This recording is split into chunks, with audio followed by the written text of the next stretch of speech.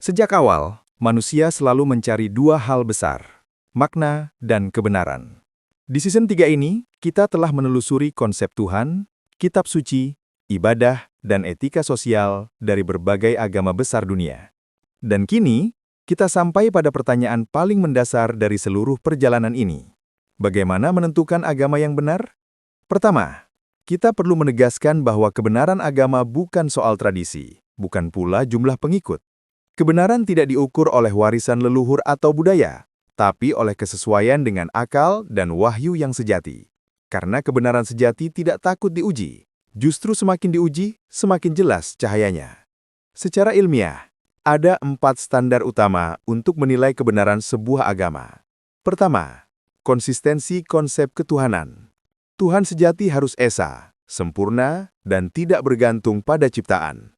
Jika ajaran agama menggambarkan Tuhan yang berubah menyerupai manusia atau memiliki bagian-bagian, maka secara logis ia kehilangan kesempurnaannya.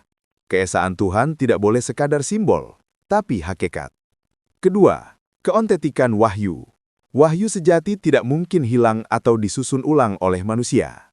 Ia terjaga dalam bahasa aslinya, dan ajarannya tetap relevan lintas zaman. Kitab yang berisi kontradiksi, revisi sejarah atau kehilangan konteks ilahi tidak bisa dianggap wahyu murni. Ketiga, keterpaduan antara ibadah, akhlak, dan tatanan sosial. Agama sejati tidak hanya mengatur doa dan ritual, tapi juga membentuk manusia yang adil, berilmu, dan berbelas kasih. Ibadahnya tidak berhenti di tempat suci, tapi mengalir ke seluruh dimensi kehidupan, ekonomi, politik, dan hubungan antar manusia. Keempat, bukti rasional dan historis yang dapat diuji. Kebenaran tidak bisa hanya didasarkan pada kepercayaan turun-temurun. Agama yang benar harus memiliki dasar sejarah yang kuat dan bukti yang bisa diverifikasi, baik dari manuskrip, peradaban, maupun pengaruh moral yang dibawanya terhadap dunia. Jika kita menilai berdasarkan standar ini, maka pola besar akan terlihat. Hindu dan Buddha menawarkan kebijaksanaan spiritual yang dalam, tapi tanpa konsep wahyu langsung dari Tuhan.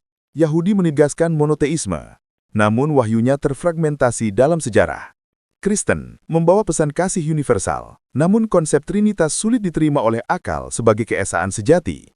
Sementara Islam, dengan konsep tauhid mutlak, wahyu yang terjaga, dan sistem ibadah moral yang terpadu, menunjukkan keselarasan antara rasio, wahyu, dan realitas. Namun, kesimpulan ini bukan ajakan untuk fanatik, melainkan undangan untuk berpikir jujur. Kebenaran tidak butuh dibela dengan emosi, tapi dibuktikan dengan ilmu dan akal sehat. Sebab iman yang benar bukan hanya percaya, tapi juga memahami mengapa kita percaya. Kita bisa melihat bahwa seluruh agama membawa sebagian cahaya kebenaran.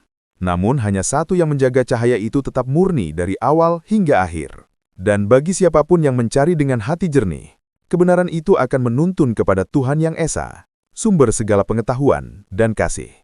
Jadi menentukan agama yang benar bukan tentang memilih yang paling populer, tapi menemukan ajaran yang paling konsisten dengan sifat Tuhan, paling otentik dalam wahyu, dan paling kuat dalam membentuk manusia berakhlak.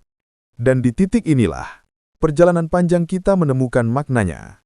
Bahwa mencari kebenaran bukan sekadar perjalanan intelektual, tapi perjalanan jiwa.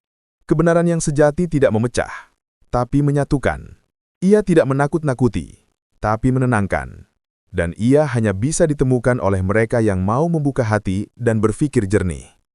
Sampai di sini, season 3 membawa kita pada ujung logika dan awal dari kesadaran baru. Di episode penutup berikutnya, kita akan merangkum seluruh perjalanan dari pencarian hingga kesimpulan akhir tentang makna kebenaran sejati dalam kehidupan manusia. Like, share, dan subscribe. Karena perjalanan mencari kebenaran baru saja dimulai.